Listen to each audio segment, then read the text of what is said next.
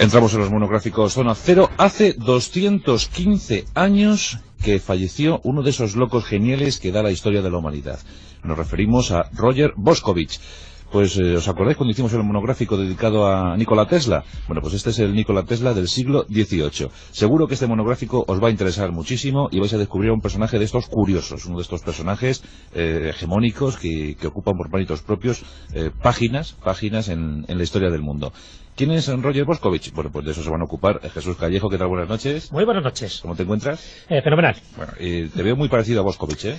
Bueno, en fin, con unas cuantas canas. Vengo con mi máquina del tiempo del siglo XVIII de hacer una entrevista personal y por eso vamos a rescatar un poco esa memoria olvidada. Qué pena, ¿no?, que estos grandes personajes hayan sido injustamente olvidados, hasta el punto, y señalo esto como dato significativo, que en la Enciclopedia Británica le dedicó 14 páginas a Boscovich en su edición de 1801, mientras que la de 1946 le consagraba escasamente media columna. Bueno, pues ahora, si muchos oyentes buscan en sus diccionarios, verán que Boscovich ni aparece, ni siquiera se le menciona dentro de los distintos campos que íbamos a mencionar. ¿Qué tal, Carlos Canales? Buenas noches. Hola, buenas noches. Se llamaba Roger, pero era croata, ¿no? Sí, era croata, era de Dubrovnik, una famosa ciudad costera, desgraciadamente y lamentablemente conocida. ¿Ves? Este es el caso contrario. De Dubrovnik no se hablaba nada hace dos siglos, sí, y ahora se habla mucho. Desgraciadamente la hicieron trizas los serbios durante la guerra, y aunque la han reconstruido muy bien, es uno de los lugares emblemáticos de la costa adriática, y además fue una república independiente y soberana durante mucho tiempo,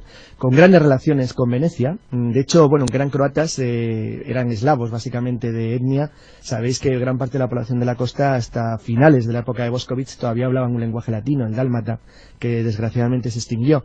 Y la verdad es que las relaciones, debido a que parte de la población hablaba dálmata, las relaciones con Venecia en particular y con Italia en general eran muy altas.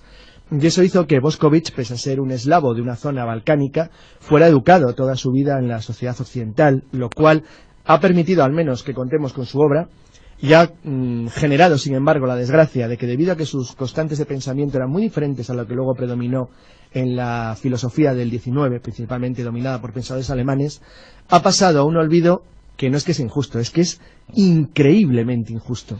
Nació el 18 de mayo de 1711, falleció el 13 de febrero de 1787, o eso es al menos lo que él dijo. Eso, bueno, lo que él dijo, y parece que está constatado. ¿Sí? Lo dijo cuando tenía 14 años, como si se lo hubiera olvidado. Vamos a ver, Jesús, ¿por qué Boscovich está en la zona cero? Bueno, pues está en la zona cero, pues sencillamente porque se adelantó muchísimo a su tiempo. Estamos hablando de que se adelantó 2 siglos a muchísimos de los conocimientos que a finales del XIX y sobre todo en el XX empezaron a ser reconocidos. Y cuando digo descubrimientos me refiero a bastantes disciplinas que él dominó. Él dominó muchísimas disciplinas de astronomía, fue óptico, fue un pionero de la geodesia, fue ingeniero civil, fue biólogo, estableció con muchísimo tiempo de anticipación la teoría unificada y la teoría atómica moderna coherente, por lo tanto fue un gran físico y químico, fue por supuesto teólogo, también fue poeta, fue tantas cosas que en su época ya fue considerado un auténtico genio. Además es que nació en un siglo impulsor, ¿no?, de estas disciplinas. Claro, de hecho estamos hablando del siglo de las luces, el siglo XVIII. Él fue uno de los grandes impulsores, por eso digo que injustamente olvidado, porque mencioné ese dato de la Enciclopedia Británica para ver la importancia que realmente tuvo entre sus coetáneos, y una vez que muere, su importancia y su influencia va disminuyendo de forma inexplicable. Hombre, se puede entender desde un punto de vista político. Él era jesuita. Sabes que la orden de los jesuitas se extinguió, la eliminaron directamente. A partir de ese momento, todo lo que eran jesuitas, está hablando del año 1773, cuando el Papa Clemente XIV, pues obligado por la presión política, hace que la mayor parte de los gobiernos europeos, entre ellos España, pues disuelva la orden de los jesuitas. Todo lo que olía a jesuita a partir de entonces pues fue discriminado, y él era un gran representante de la orden jesuítica y además un enviado papal a muchísimos lugares de Europa. Él viajó muchísimo, él hizo hasta excavaciones arqueológicas en Turquía, en el mismo lugar donde años después Schliemann descubrió Troya. Fue pionero en tantas cosas que, precisamente por listo, yo creo que porque sabía demasiado, empezó a ser relegado en distintas disciplinas para no reconocer los científicos posteriores que le debían muchísima de su obra a Boscovich, un personaje que fue muy importante en su momento, pero que era molesto, sencillamente porque sus conocimientos rebasaban los conocimientos de aquel momento. Él se carteó con los personajes más importantes, incluso tuvo discusiones agrias con otros, se carteó, por ejemplo, con Voltaire, y discutió muchísimo con otro enciclopedista, que era Diderot, que consideraba que la matemática era una ciencia agotada. Bueno, pues discutió muchísimo para demostrar que realmente la matemática era una disciplina viva. Él, de hecho, fue catedrático de matemáticas y fue catedrático de óptica y de muchísimas cosas. Así que esta es una de las razones por las que está en la zona cero. Sencillamente estamos hablando, como diría Luz Powell o Jacques Bergier, estamos hablando posiblemente de un científico mutante. Una mente prodigiosa, Carlos. Sí, es verdad. Lo que ha dicho Jesús es muy curioso.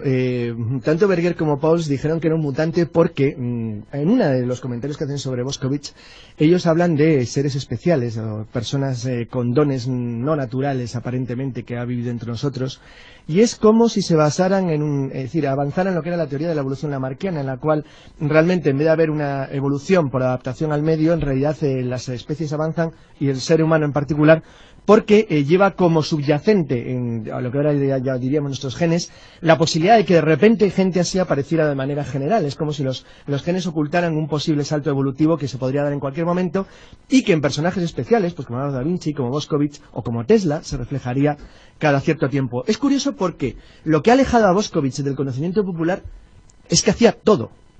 Y todo bien. No se puede decir, es que era como un gran físico, aunque sacara malas notas en el colegio. No es ese caso, el caso de la persona retraída, tímida, que luego tiene una gran personalidad y que es descollante en un campo. Boscovich descollaba en todos. Y aparte de eso, tenía un nulo concepto del nacionalismo. Era un hombre del mundo, pero un hombre del mundo de verdad. Eso hacía que pasara de un país a otro de Europa como si fuera su casa. En todos ellos se encontraba a gusto, en todos la recibían bien, pero siempre se acababan, de cierto modo, mosqueando. Voy a contar dos anécdotas. En 1760 le nombraron miembro de la Real Sociedad de Inglaterra. Y entonces, para celebrarlo, a pesar de que le habían nombrado como tal por sus méritos científicos, pues decidió hacer un poema en latín dedicado al Sol y a la Luna. Entonces, un contemporáneo dijo que era Newton con el verbo de Virgilio. A partir de entonces, pues bueno, se mantuvo una correspondencia con Johnston, pero también lo tenía con Voltaire, lo que le hizo trasladarse a Francia 3 años después, hasta el extremo que le llegaron a ofrecer la nacionalidad francesa, que también rechazó. Y ahí empezó el primero de sus grandes debates científicos, que le empezaron a traer ya algunos sinsabores, porque algunos de los grandes genios de la época, como D'Alembert o Laplace, se quedaron muy asustados con las ideas de Boscovich, porque rompían de manera absoluta todo lo que se podían imaginar. Es decir, no solamente lo que era la ciencia de la época, sino que avanzaba algunos conceptos tan extraños que eran incluso difíciles de entender. Claro, todo esto realmente no se sabía hasta mucho tiempo después. Se le consideró siempre una persona importante, con un alto nivel de conocimientos y muy imaginativo. Pero realmente el gran descubrimiento de Boscovich se lo debemos en cierta parte al gobierno yugoslavo, que con motivo de su centenario en el año 87 reeditó parte de las obras, principalmente la denominada Teoría de la Filosofía Natural, que había editado en Viena en 1758. En esta obra, Alan Litzan McKay, que hizo un artículo en New Scientist sobre ella el 6 de marzo del 58, dice que sin duda alguna, leyéndola, da la sensación de que Boscovich era una persona de mente muy avanzada del siglo XX, que por alguna razón errónea estaba en el XVIII. Vamos, que se le escapó lo de la música, eso se lo dejó a Mozart, ¿no, Jesús? Se lo dejó, menos mal. Que se sepa, no compuso música, pero es cierto que tocó muchísimas disciplinas. Como estaba Mozart, pues... No, en fin, la verdad que con Mozart lo hubiera tenido un poco difícil, porque Mozart yo creo que fue otra de las personas que se adelantó a su tiempo y había nacido para eso, Mozart. Hay personas que nacen para una disciplina y lo bordan. En el caso de Boscovich fue un personaje harto singular, ¿no? Porque cuando decías tú por qué tiene que estar esta noche en la zona cero, sencillamente porque vamos a demostrar que es un personaje que se adelantó 2 siglos a su época, y eso estoy seguro que le causó muchísimos quebraderos de cabeza. Fíjate que, por hablar ya de algunas disciplinas que él tocó, la astronomía, ¿no? Él realiza un estudio sobre las manchas solares cuando tiene 25 años. Hay un gran cráter lunar y hasta una falla que lleva en su nombre, el nombre de Boscovich, en su honor en la Luna, por los descubrimientos que él hizo en su época. Conjeturó la existencia de planetas alrededor de estrellas distintas a nuestro Sol, algo que empieza a ser admitido recientemente. Descubrió un sistema para determinar la órbita de un planeta a partir de 3 observaciones de su posición, algo también novedoso en aquel momento. Como pionero de la geodesia, increíble lo de este hombre. ¿Sabes? La geodesia es la ciencia que estudia la forma y el tamaño de la Tierra. Bueno, descubre un procedimiento geométrico para determinar el ecuador de un planeta en rotación a partir también de 3 observaciones de su superficie. No tenía nada mejor que hacer ese día. No. Mide correctamente un arco del meridiano del Estado del Vaticano, entre Roma y Rímini.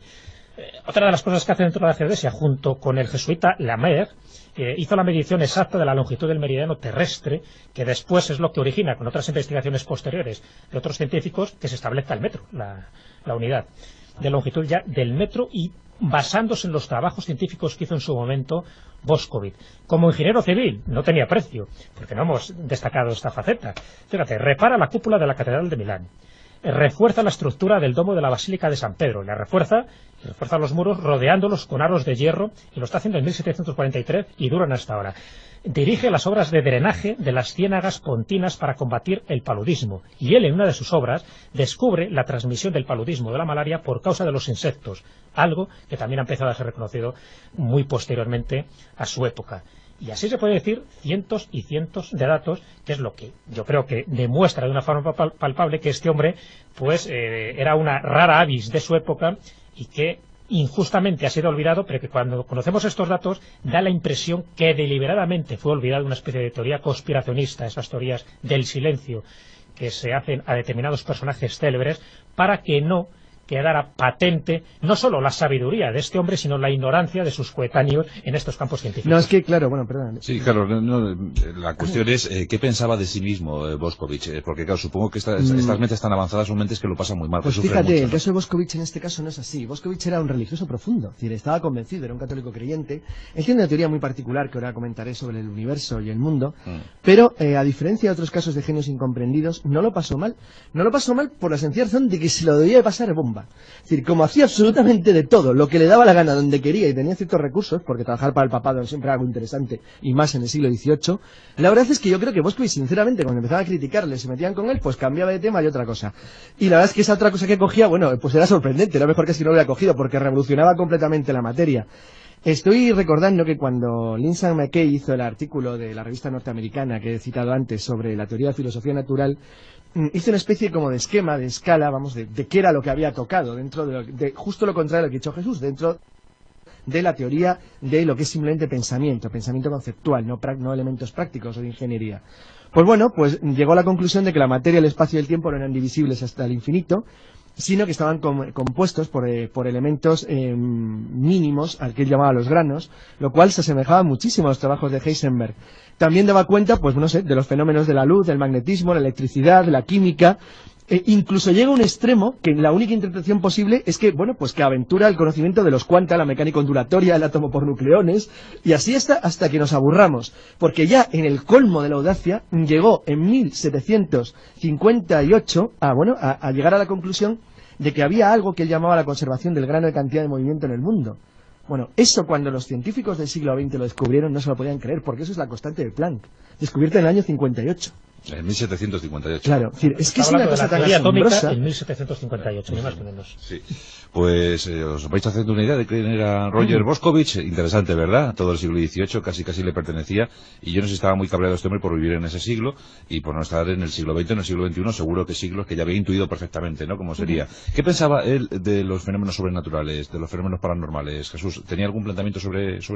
Vamos a ver, de él apenas sabemos gran cosa porque se están por editar ahora casi todas sus obras. Él publicó básicamente en latín por entonces, y hay un gran desconocimiento de prácticamente toda su obra y de lo que él pensaba en temas puntuales que no eran los científicos. Es decir, conocemos muchas cosas gracias a sus aportaciones científicas, y en distintas disciplinas, en distintas enciclopedias se ha ido recogiendo estas aportaciones, bien sea en astronomía, bien sea en matemática, en óptica, en geodesia, etcétera. Pero nos falta por rellenar una laguna, creo que importante, que es esa que estás comentando. ¿Qué pensaba él en determinados aspectos de la vida y sobre todo de los fenómenos sobrenaturales? Tan solo podemos intuir lo que él podía imaginar. Y lo que él podía imaginar está muy en relación también con su concepción científica del mundo. Yo estoy seguro que este hombre tenía pues un concepto muy amplio de lo que era la vida, la muerte, y no solo las teorías físicas de este mundo tridimensional en el que vivimos, sino una mente muy abierta para entender o explicar los otros fenómenos no explicables, esos fenómenos sobrenaturales. naturales. Y lo digo porque, apuntando un poco y señalando también algunos aspectos de los que mencionaba Carlos, que me parece que es la aportación más sorprendente de toda la obra de Bošković, es la concepción que tenía del espacio, del tiempo y de la materia. Porque esto sí nos puede dar una idea de lo que era su filosofía holística, porque él aglutinaba todas las materias. Claro, era de los pocos que podía tener una concepción global, sencillamente porque lo sabía todo. Este, junto con Leibniz, posiblemente fueran las dos mentes más universales con las que el conocimiento quedó pues ya reducido un poco a sus mentes, y con su muerte desapareció. Es decir, no hubo a partir del siglo XVIII ninguna persona que aglutinara todo el conocimiento de su época. No dejó escuela. No dejó ninguna escuela porque era imposible. Entonces siempre se habló, curiosamente también de forma injusta para Bošković, siempre se habló de Leibniz, que fue como el último gran enciclopedista que logró almacenar en su mente todos los conocimientos de la época. Bueno, pues Bošković era otro de ellos. Y a partir de ahí, que yo sepa, ninguno más ha tenido esta amplitud de mente. Después ha habido muchos especialistas en distintas materias, como en química, como en física, como en astronomía, pero nadie que lo dominara todo. Y digo que es importante esta aportación que hace de la teoría atómica o cuántica, pero sobre todo refundida en lo que sería la teoría unitaria unificada del universo. Esto es importantísimo para entender un poco el pensamiento global que tenía Bošković. Él establece una ecuación única y general que rige disciplinas tan variadas como la mecánica, como la física, como la química, la biología, incluso las ciencias de la conducta, como puede ser la psicología. Todo eso. Y fíjate cuando te digo todo eso, porque él abarcaba algo más de lo que pretendió Einstein. Einstein intentó establecer esta teoría unificada del campo, pero solo limitado a las fuerzas gravitatorias, a las electromagnéticas. Y sigue siendo el principal objetivo de los físicos de vanguardia actualmente, el descubrir la composición, ¿no?, de esta teoría del campo unificado. Bueno, pues este hombre ya lo establecía en su obra y decía que la materia, el espacio y el tiempo no son divisibles hasta el infinito, como se pensaba, sino que establecía que hay un momento en que eso ya no puede ser indivisible, sino hay partículas prácticamente, como serían los quark actualmente, que él lo llamaba puntos o granos indivisibles, es decir, centros de fuerza que interactúan por atracción y repulsión. Fíjate que ahí, como decía Carlos, se ha adelantado tanto a los trabajos de Jean Charón como Heisenberg, tan de moda ahora Heisenberg, con la famosa carta esta. Bueno, en esta teoría se encuentran ya los postulados no solo de la física cuántica, de la mecánica ondulatoria, de la constante de Planck, como se decía, sino que los 4 elementos que se establecían por entonces, que era la tierra, el agua, el fuego y el aire, decía que solo se distinguían, según la teoría de Bošković, por la disposición de las partículas sin masa ni peso que las constituyen, es decir, lo que coincide con la investigación de vanguardia sobre la ecuación universal, que se piensa que es lo mismo, pero en distintos estados de la materia, es decir, de los electrones. Y digo lo de los electrones porque incluso el gran creador de la teoría de los electrones, que fue Joseph Thomson, reconoció que Bošković le influyó directamente, igual que dijo Lord Kelvin, igual que lo reconoció Laplace, igual que lo reconoció Lalande, que le consideraba el más grande sabio de su época. En estos momentos ha aumentado ya la cabeza de nuestros oyentes, están estupendos. Sí, lo que sí queremos comentar, Carlos, es que, claro, Bošković todo lo intuyó, pero en el terreno de lo empírico, ¿pudo demostrar algo? Sí, claro. Gran parte de las cosas que él intuía o dejaba claras o escritas correspondían a trabajos realizados en la práctica. Ya ha citado Jesús lo de la óptica y la astronomía, donde está reconocido ahí sí como un verdadero portente, como una persona que llegó a conclusiones reales. En todo lo que está relacionado con la ingeniería y la mecánica, por supuesto, dado que era un hombre activo, es decir, que realizaba acciones sobre el terreno y que llegaba a conclusiones necesarias, como es típico de todo técnico, no de científico. Sin embargo, sí quería comentar previamente que aunque es desconocido, como ha dicho muy bien Jesús, cuál era su idea de los fenómenos paranormales o anómalos, sí que es verdad que la editorial Westermann publicó hace unos años la correspondencia entre Voltaire y él. Y ahí sí se llegaba a 2 conclusiones de 2 aspectos que están muy relacionados con los temas que tratamos directamente en la zona cero. El primero era su estudio sobre los accidentes de la naturaleza, donde aventura incluso lo que hoy denominamos serendipias, las famosas serendipias, sí, o las situaciones anómalas. Él estaba casi convencido de que en realidad había excepciones a las leyes naturales que estaban provocadas por unas extrañas situaciones de campos de fuerza o de alteraciones que formaban parte de la naturaleza de las cosas en todo el universo. Eso se parece bastante a lo que los científicos actuales conocen como penetraciones estadísticas en las barreras de potencial, pero están directamente relacionadas con las casualidades o los accidentes imposibles. Es decir, ¿por qué de repente en una cosa que aparentemente es lógica la naturaleza genera una excepción? Bueno, eso no parece obedecer, en el caso, por ejemplo, de los fenómenos geológicos, a ninguna ley natural. Bueno, pues ahí ya había hecho un avance que todavía no ha podido ser explicado ni superado. Y también, por ejemplo, en relación con lo que ha dicho Jesús referente a las explicaciones de fuerzas que en aquel entonces eran completamente desconocidas, como sería el caso de la radioactividad.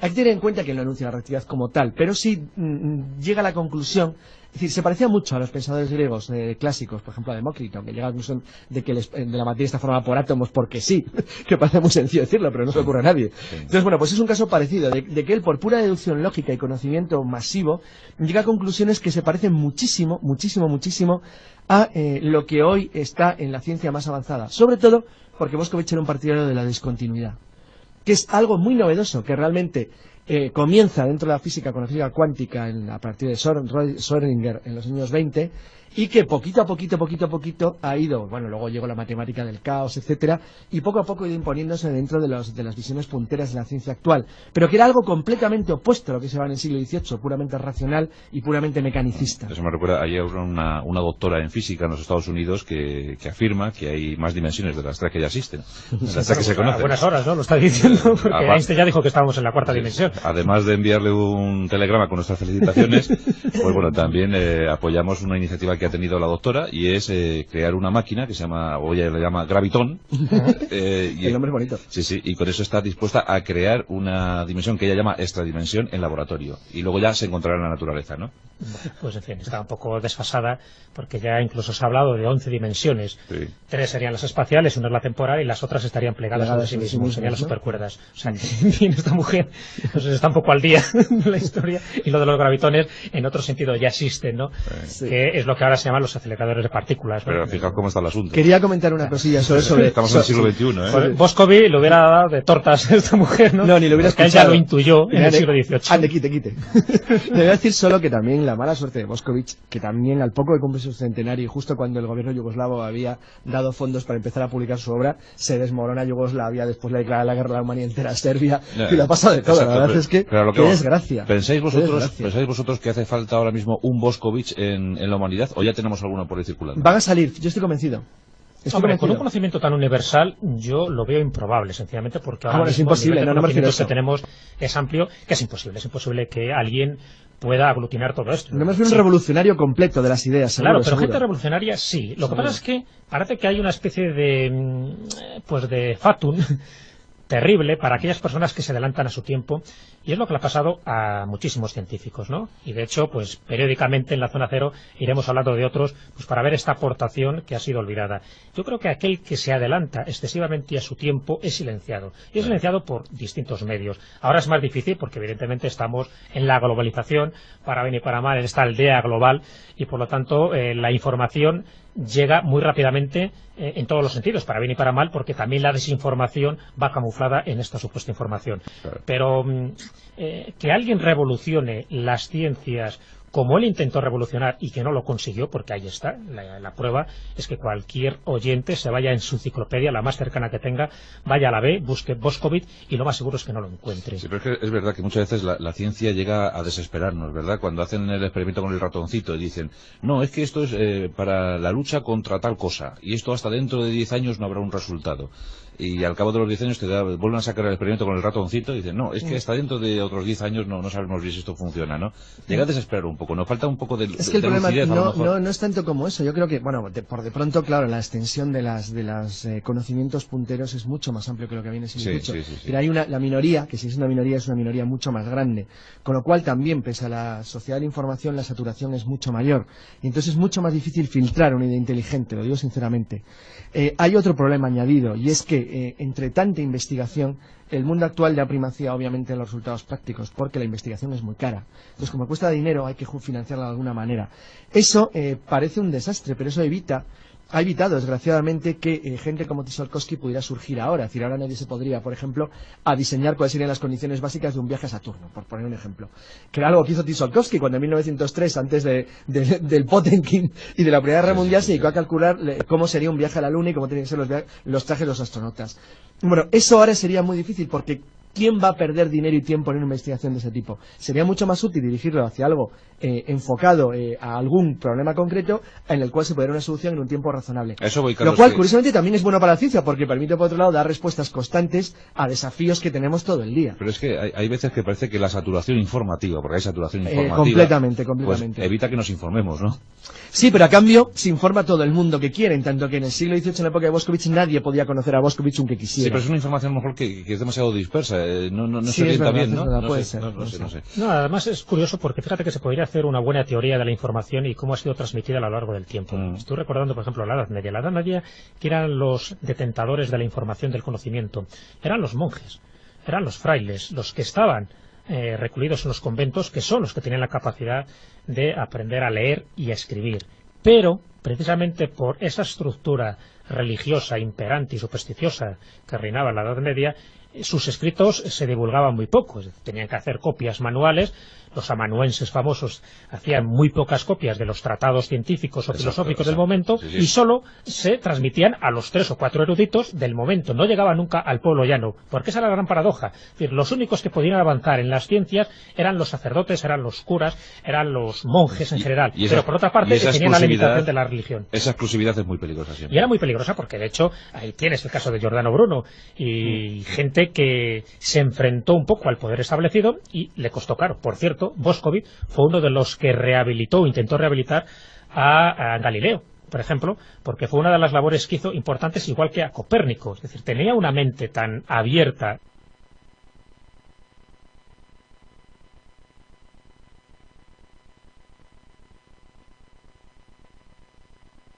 Este hombre, que lo que hizo es poner en marcha, cuando él fue asesor científico del Papa Benedicto XIV, puso en marcha la rehabilitación de Galileo, que fíjate por dónde ha culminado 2 siglos después. Hasta en eso se adelantó. Y él también fue uno de los que intentó que Copérnico, el sistema copernicano que él defendía, en una época además donde defenderlo era sumamente peligroso, pero bueno, él tenía influencias, Boscovich tenía influencias con el papado, y consiguió también con el Papa Benedicto XIV que se retiraran los libros de Copérnico, se retiraran del índice, es decir, del índice de libros prohibidos. O sea, hasta ahí también llegó Boscovich. Iba a decir que es curioso porque Boscovich tuvo una vida dentro de lo que es este tipo de genio relativamente feliz, porque aparte de lo que he dicho antes, de que trabajaba para el papado y le iban bien las cosas. ¿Le quedó una buena pensión, Carlos? Sí, de hecho dedicó los 2 últimos años de su vida a financiarse él mismo, a la impresión de sus propias obras. Fue su autoeditor. Sí. Es decir, él dedicó 2 años a hacerse sus libritos, de cada uno mamotretos de 500.000 páginas en latín, y bueno, los fue imprimiendo con calma, tardó 2 años, pero bueno, dejó las obras completas. Para Boscovich ¿no? Terminadas. Y la verdad es que eso se lo pudo financiar gracias a que, bueno, tenía una renta razonable y vivía francamente bien en Milán. No fue un millonario como podía haber sido en la época, porque podía haber alcanzado los honores más grandes del mundo. Si hubiera hecho caso, por ejemplo, a la Academia de Ciencias de Francia y Luis XVI le hubiera nombrado, ciudadano francés. La verdad es que pudo haber hecho lo que quiso, pero nunca lo hizo. Se le acusó, por ejemplo, Laplace, que es uno de los grandes geómetras del siglo XVIII, gran matemático, y además, hombre, que luego se vinculó personalmente a la Revolución Francesa, le acusó muchas veces de una especie de falta de humanismo en el sentido de ser demasiado despegado de las cosas terrenales, iba a su rollo, parecía que no le importaba lo que había alrededor. Puede ser cierto, y eso le granjeó alguna enemistad, pero, sin embargo, le permitió ser absolutamente libre, en el sentido de que, él se pudo permitir siempre el lujo de dedicarse a sus investigaciones con cierta facilidad y, a diferencia de lo que le pasó, por ejemplo, a Tesla, nunca sufrió un deterioro grave de su situación personal hasta el extremo de acabar totalmente medio chalao ni tirado en un parque cuando era una de las personas que más patentes había generado en el mundo.